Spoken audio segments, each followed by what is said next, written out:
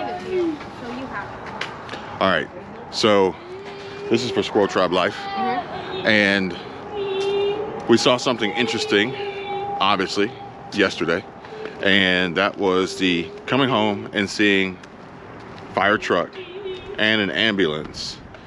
Was there police? No, there was the fire chief, the red car truck thing. That's the fire chief. I thought it was a police. A cop did pass us, but he didn't turn in. So what we were passing coming in was those leaving. Yeah. Fire truck, ambulance, and fire chief. So maybe the fire chief vehicle you thought was a cop car, because they're still riding around in Durangos or something like that. So essentially, obviously there was suspicion that something went wrong. Yeah. And your first immediate concern was for Max and having to manage a chaotic situation on his own. Yeah, if the fire alarm had gone off, it's very, very loud. Nobody there to cover his ears up. Now, remind me to tell you a story about this place behind us before we're done. But today, the next day, as we leave, we see a biohazard, or you actually mentioned it earlier. Yeah.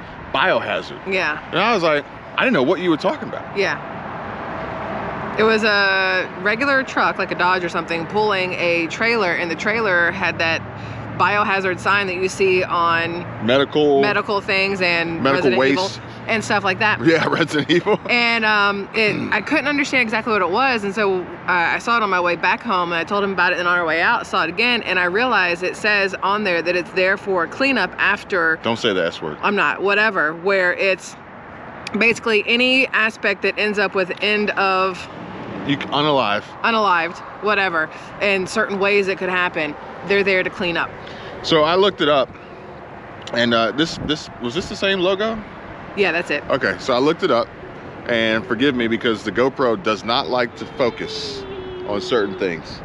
So disinfection services and biohazard cleanup in Orlando, Florida, licensed medical waste transporter. I mean, if I had to pick a city, I probably would pick Orlando. You want to pick a big city, but they'll travel. You see what I'm saying? Yeah, the fact that we don't have something here. We might. But also the fact that that was needed. What was in that apartment? We might, and there might be a franchise out here, or, you know, and cleanup specialists you can trust. Not only is it emotionally damaging to clean up blood from your home or vehicle, but it's extremely dangerous as well. Don't jeopardize your emotional well-being and health. Contact Biohazard Response today for professional, timely, and experienced blood biohazard and other cleanup services. And then we've got, it says, biohazard cleanup, blood cleanup, crime scene cleanup, S-word cleanup, D-word cleanup, trauma scene cleanup.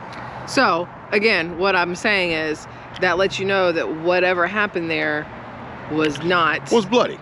Yes, probably bloody. Was not a fell asleep and I'm gonna get out of this road. Was not a fell asleep. Well, we weren't gone that long, and granted, there were other instances where certain events took place that involved the coroner and the medical examiner. But no biohazard cleanup. But there was no coroner or medical examiner yesterday. So what if it was just an accident? What if it was just a very nasty accident? That's true. You see what I'm saying? Yeah. But the reason why I really wanted to bring this up is because I see a trend on YouTube right now of quitting YouTube.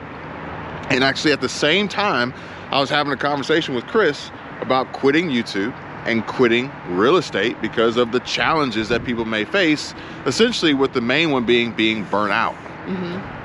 And then we passed this biohazard vehicle, and then the thoughts begin to run through my mind, and some people may want to quit life because of being burnt out. Yeah. And so with that being said, the whole point behind the discussion and conversation of quitting was to express and connect with those who have been considering or have already done it, and providing them with motivation and support and ideas to continue on and keep pushing and not give up.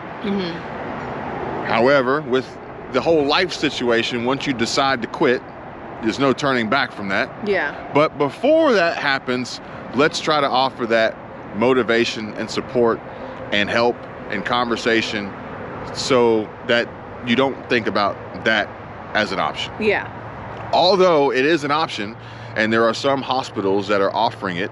Especially in Canada. And I wonder if they're offering it for the people or if they're offering it because they got to wait for insurance to pay for it. Obviously, profit over people. Yeah. Now, that's I gotta keep turning because the wind is so cold. That's that. Oh, shoot, sorry. I'm freezing. We're gonna make this quick. I'm sorry. You want a jacket? I got a jacket. No, it's just my neck and face that keep getting cold, so if you could just... I can blow hot breath on your face and... I don't need all that. So we'll make it quick. I like the body heat on body heat, thanks. They quit too, maybe, or they were fired. I'm not 100% sure, but it's just funny. It's not really funny because when people lose their jobs, it's not funny. Yeah. But I do find it rather interesting that we were standing here probably almost 2 years ago. Not almost 2 years, maybe a year and a half.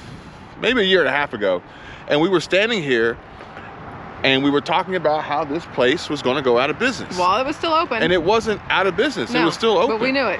And it's not the signs were there. It's not here to say, hey, I told you so, point fingers.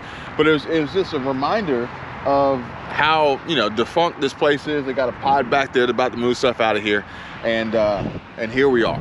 But I think that this is part of identifying the warning signs and talking about it and connecting the dots and not just ignoring it as I saw it. I'm not saying I know everything. I'm not saying, you know, you should listen to me or anything like that. All I'm saying is we can point back to when we knew that there was a problem. So if you feel like there's a problem, which like I feel like there is a problem when we're having such a large trending push towards quitting, and then this little hint that I got today from the biohazard thing, these are things that I can't unsee and can't not notice. So it's like, all right, I gotta say something before I get the call or the text or the message or the email of, hey, somebody, you know, this, that, and the other. And I'm like, man, I really should have said something. And there's actually a video that I came across this morning, popped up on my home screen, my recommended browse. No clue who this guy is, never seen him before, and his story was just that. I had, he has subscribers, he reads all the comments, and all of a sudden, he stops getting comments from one person in particular. He called them M, and then eventually, a month or so later, he gets an email from, I think, their husband saying that M is no longer with us.